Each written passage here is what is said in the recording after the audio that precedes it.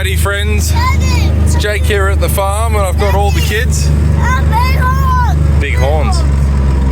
And we got something really exciting that's just happened. GooGoo here has had a calf, and if you watch our channel you'll may remember I've been talking about the fact that she's bagging up. You happy to stay there with the kids, Otto? I'll see if I can get closer. She's very tame and approachable, but she is a very good mum also. Now guys, GooGoo is a super cow. She is a super cow. She's a purebred Nguni. I purchased her from Henham in Nguni, Edwin Roos, who I talk about often. And let me tell you a little bit about what GooGoo's history is. GooGoo here was born in 2014. She's 10 years old. She's run in open mobs her whole life, and the farm where she spent the first 7 years of her life, which is with Edwin Roos, has very harsh winters. They get -7 degrees. Everyone thinks about the adaptability of an Nguni just being hot. It's a beautiful brown little calf.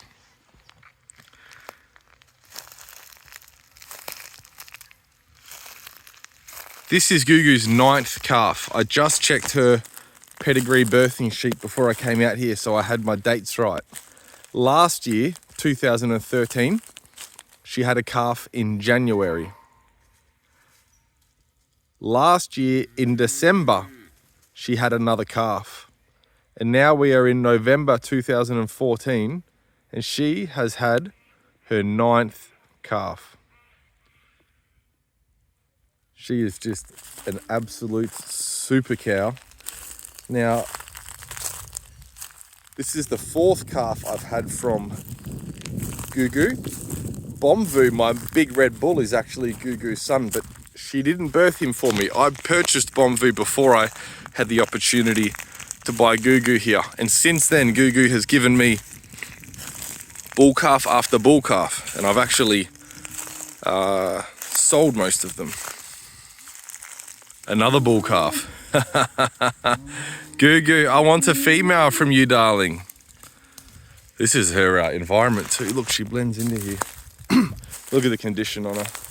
This is the bush block grazing that I told you we've been doing. This calf is still wet on the back. I don't want to upset the apple cart here. Look how they go. Look how they go. Brand new. Look. Well, that's not a great start to life, is it? Some weird white fella steps out of a space rocket and starts screaming at you in the bush. Guys,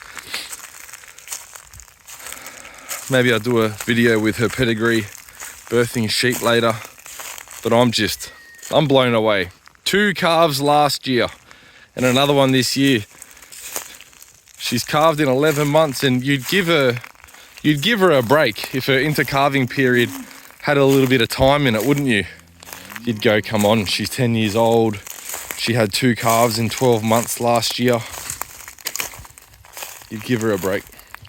She doesn't need a break. How hard can these Nguni go? How much longer does she have in her? People love to criticize my choice of Nguni. Their body frames are too small. What about the meat quality? What about the marbling? The horns?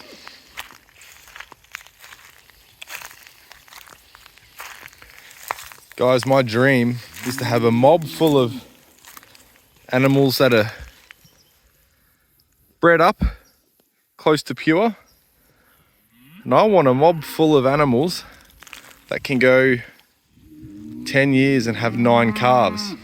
15 years, have 14 calves. That's the dream for us. Because I think that shows you've got an animal that's truly fit for purpose.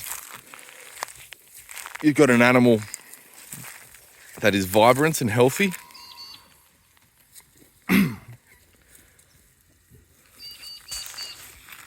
And you've got an animal that's profitable. The average cow in Australia has 4 calves before it's culled. Now, that data point, I need to do a bit more reading. I assume it includes dairy. which might be a little bit unfair to the beef breeders. They're eating tussock here. There is nice feed in this paddock. They've actually got access to this paddock. They can back graze to where they were.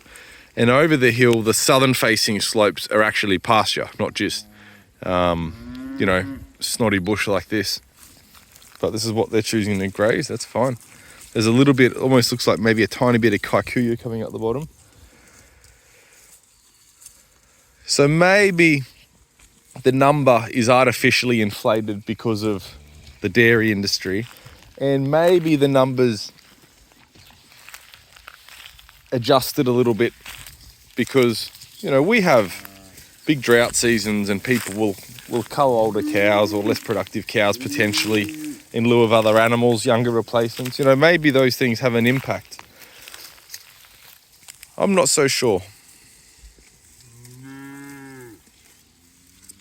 I would love to publish data in 10 years that the Walkie Farm cow far exceeds the national average.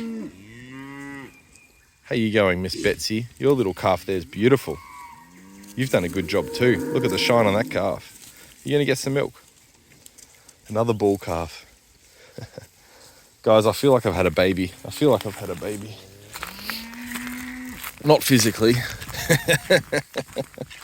I feel quite sprightly. GooGoo does too by the looks of it.